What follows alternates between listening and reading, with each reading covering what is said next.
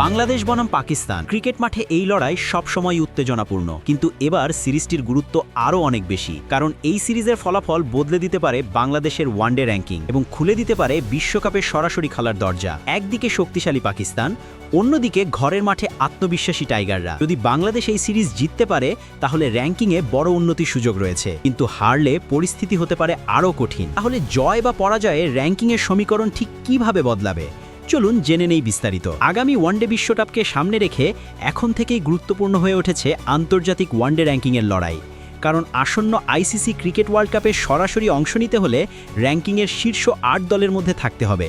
আর সেই লক্ষ্যেই প্রতিটি সিরিজ এখন বাংলাদেশের জন্য অত্যন্ত গুরুত্বপূর্ণ হয়ে উঠেছে। বর্তমানে বাংলাদেশ ওয়ানডে র্যাঙ্কিংয়ে রয়েছে ১০ম স্থানে, তাদের রেটিং পয়েন্ট ৭৬। অন্যদিকে শক্তিশালী পাকিস্তান ন্যাশনাল ক্রিকেট টিম রয়েছে ৪র্থ স্থানে, তাদের রেটিং প্রায় ১০৫।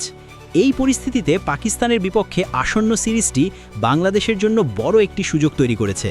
সিরিজে ভালো ফল করতে পারলে র্যাঙ্কিংয়ে এগিয়ে যাওয়ার সম্ভাবনা রয়েছে টাইগারদের সামনে। যদি বাংলাদেশ এই সিরিজে পাকিস্তানকে ৩-০ ব্যবধানে হারাতে পারে তাহলে বাংলাদেশের রেটিং বেড়ে দাঁড়াবে প্রায় ৮১। অন্যদিকে পাকিস্তানের রেটিং কমে দাঁড়াবে প্রায় ১০০-তে নেমে আসবে। সেই ক্ষেত্রে বাংলাদেশ র্যাঙ্কিংয়ে এগিয়ে গিয়ে পেছনে ফেলতে পারবে ওয়েস্ট ইন্ডিজকে এবং উঠে যাবে ৯ম স্থানে। এবার যদি বাংলাদেশ ২-১ ব্যবধানে সিরিজ জেতে তাতেও র্যাঙ্কিংয়ে উন্নতি সম্ভব।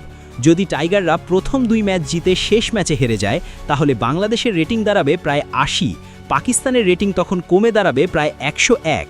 এই পরিস্থিতিতেও বাংলাদেশ উঠে আসবে ৯ম স্থানে। আরেকটি সম্ভাব্য সমীকরণও রয়েছে, যদি বাংলাদেশ প্রথম ম্যাচ হেরে পরের ২ ম্যাচ জিতে অথবা প্রথম ও শেষ ম্যাচ জিতে সিরিজ ২-১ ব্যবধানে নিজেদের করে নেয় তাহলে বাংলাদেশের রেটিং হবে প্রায় ৭৯, পাকিস্তানের রেটিং তখন দাঁড়াবে প্রায় ১০২।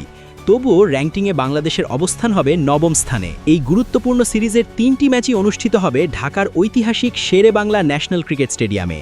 ঘরের মাঠে খেলার সুবিধা বাংলাদেশের জন্য বড় একটি শক্তি। মিরপুরের উইকেট এবং পরিবেশ সম্পর্কে টাইগারদের অভিজ্ঞতা অনেক বেশি, তাই এই সুযোগ কাজে লাগিয়ে সিরিজ জয়ের লক্ষ্য নিয়েই মাঠে নামবে দলটি। সব মিলিয়ে এই সিরিজ শুধু একটি সাধারণ দ্বিপাক্ষিক সিরিজ নয়, বরং এটি বাংলাদেশের জন্য র্যাঙ্কিং উন্নতির একটি গুরুত্বপূর্ণ ধাপ এবং ভবিষ্যৎ বিশ্বকাপের পথকে সহজ করার বড় একটি সুযোগ।